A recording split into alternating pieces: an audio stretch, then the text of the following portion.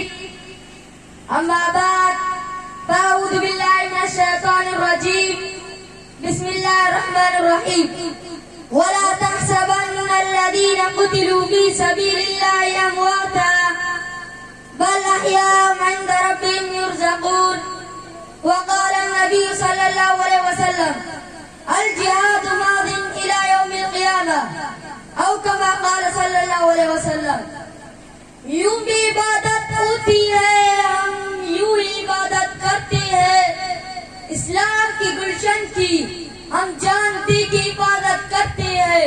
جینے کا ہمیں کوئی شوق نہیں، مرنے کی ہمیں کوئی فکر نہیں. وہ مر کے بھی زندہ رہتے ہیں جو دین کی عبادت کرتے ہیں. میرے قابل قدر اساتذہ اکرام اور میرے امتو ہم سفر ساتھیوں، السلام علیکم ورحمۃ اللہ وبرکاتہ. آج میں آپ حضرات کے سامنے صحابہ کی شوق شہادت کی موضوع پر لفظ گشائی کرنے کی اصرار کرنا چاہتا ہوں. سامعین گرامی، جب میری نگاہ تاریخ کی عورت پر پڑتی ہے تو مجھے ہر جگہ شہداء کا خون بہتا ہوا نظر آتا ہے اور تاریخی عورت شہداء کے خون سے رنگین اور لبریز نظر آتی ہے. آئیے صحابہ کی شوق شہادت کو دیکھنے سے پہلے صحابہ کی سردار اور رہبر کو دیکھتے ہیں. امام الانبیاء سرتاج المرسلین کی تمنا کیا ہے؟ میری مدنی آقا تڑپ کر فرماتے ہیں لو وددت انی اقتل فی سبیل اللہ ثم احیا ثم اقتل ثم احیا ثم اقتل ثم احیا ثم اقتل. سامعین محترم، صحابہ میں شہادت کی تڑپ تھی، شہادت کا جذبہ تھا. اگر صحابہ میں شوق شہادت نہ ہوتا تو بدر میں 14 صحابہ شہید نہ ہوتے.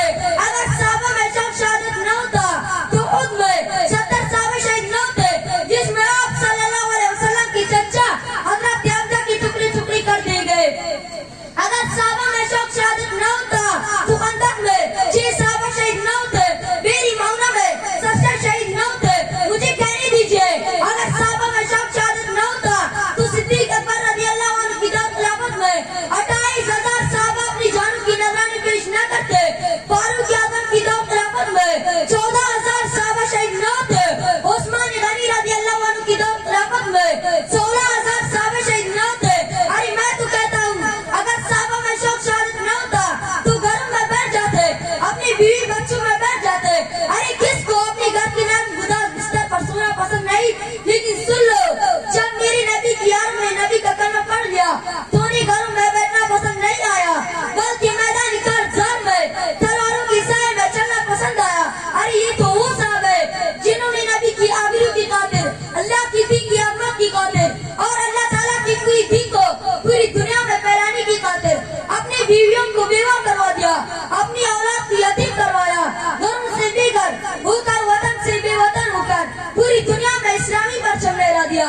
اب آئیے ذرا صحابی رضی اللہ عنہ کی طرف کو دیکھتے جنہوں نے اپنے خون سے تاریخ اسلام کو رنگین کیا، پہنائی اور اپنی سرمایہ زندگی سے گلشن اسلام کی آزادی کی. وہ کون تھا؟ وہ فاروق اعظم تھے جو یہ دعا کرتے تھے اللہم ارزقنی شہادۃ فی سبیلک واجعل موتی فی بلد رسولک.